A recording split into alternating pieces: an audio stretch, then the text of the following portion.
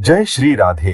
दोस्तों, इस प्रवचन में महाराज जी महत्वपूर्ण विषय पर बात कर रहे हैं, गृहस्थ जीवन की मर्यादा और तीर्थ स्थानों पर हमारे कर्तव्य। कई लोग यह सवाल उठाते हैं कि भंडारे में भोजन करना या दूसरों का प्रसाद ग्रहण करना पाप है या पुण्य। क्या इससे हमारे पुण्य नष्ट होते हैं या हमें लाभ मिलता है? आज के इस वीडियो में महाराज जी के माध्यम से आपको इन गहरे आध्यात्मिक प्रश्नों का सही उत्तर मिलेगा। वीडियो को अंत तक जरूर देखें ताकि इस विषय की पूरी समझ हो सके।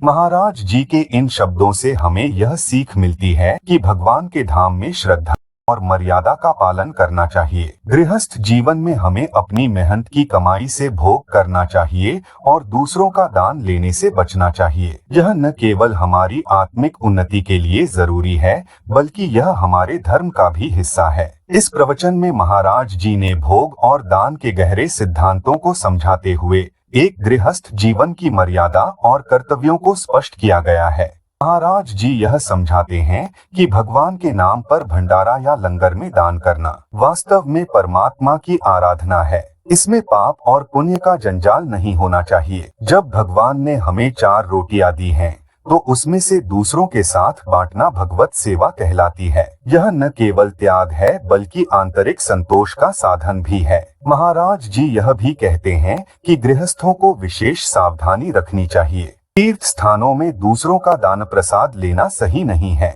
यदि कोई भंडारा लगाता है, तो वहां अतिलोभ या मुफ्त में खाने की प्रवृत्ति से बचना चाहिए। गृहस्थ जीवन का धर्म यह है कि हम अपनी मेहनत की कमाई से ही खाएं।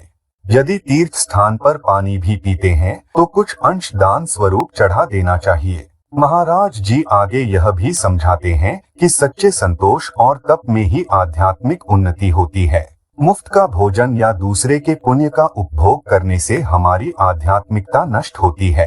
तीर्थों में जाकर मुफ्त भोजन खाना, व्यर्थ में धन बचाने की प्रवृत्ति रखना या गंदे कर्म करना भारी पाप है। ऐसा करने से पुण्य नष्ट होता है और भजन ध्यान का लाभ नहीं मिल पाता।